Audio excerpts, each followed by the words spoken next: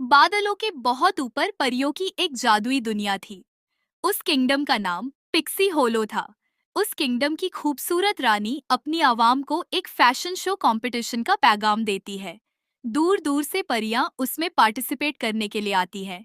उसी किंगडम के जंगल में फ्लोरा नाम की एक डिजाइनर परी रहती थी। वो बहुत टैलेंटेड थी। उस तक भी डिजाइनर कंपटीशन की खबर पहुंचती है। वो कहती है कि क्या मैं भी उस कंपटीशन में पार्टिसिपेट कर सकती हूँ। तभी उसकी प्यारी दादी कहती है कि जीत रुतबे से नहीं, टैलेंट से होती है। वो आईने में खुद को देखती है और कहती है कि हाँ, मैं ये कर सकती हूँ। दूर दूर से परियां उनके किंगडम कंपटीशन में पार्टिसिपेट करने के लिए पहुंच जाती है। एक खूबसूरत वाटर फेरी पानी से ड्रेस बनाती है। फायर फेरी डिजाइनर आग से जादुई खूबसूरत ड्रेस बनाती है। एक मगरूर डिजाइनर परी आसमानी बिजली की तरह वहां पहुंचती है। सारे कैमरा उसकी तरफ फोकस हो जाते हैं। डिजाइनर परियों की चमक देखकर फ्लोरा उदास होकर वापस जंगल में चल पड़ती है। तभी जादुई दरख्त फ्लोरा की उदासी समझते हुए उसे एक जादुई धागा देता है। जैसे ही वो उसे पकड़ती है वो चमकने लगता है। फ्लोरा घर वापस आकर उस धागे से कपड़े सीने लगती है। उसके दोस्त उसकी मदद करते हैं ड्रेस बनाने में। फ्लोरा दिन रात ड्रेस बनाने में लगा देती है। वो बहुत मेहनत करती है। ड्रेस बन जाता है। वो पहन के शीशे में देखती है। हवा के छूते ही ड्रेस चमकने लगता है। वो ड्रेस पकड़कर खुद को रनवे में चलते हुए इमेजिन करती है। आखिरकार कंपटीशन का दिन आ जाता है। बड़े बड़े मिरर लगाए जाते हैं ताकि ऑडियंस नजदीक से ड्रेस देख सके।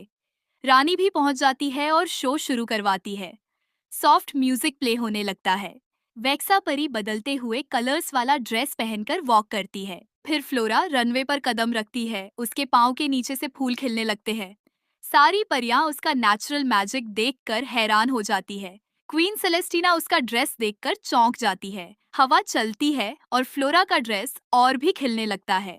वेक्सा गुस्से में तेज चलती है और उसका ड्रेस फटने लगता है और सारे रनवे पर उसके ड्रेस के टुकड़े बिखर जाते हैं। फ्लोरा जल्दी से अपना ग्लोविंग धागा और सुई निकालती है और वेक्सा के ड्रेस के टुकड़ों को इकट्ठा करके सीने लगती है। क्वीन फ्लोरा की तरफ अपने कदम बढ़ाती है और अपनी जादुई छड़ी घुमाकर फ्लोरा के सर पर ताज पहना देती है। दूसरी तरफ वेक्सा शर्मिंदा होकर फ्लोरा की तरफ दोस्ती का हाथ बढ़ाती है। तमाम परियां फ्लोरा इज द विनर का नारा लगाती है। फ्लोरा महल के पास अपना नया फैशन स्टूडियो खोल लेती है।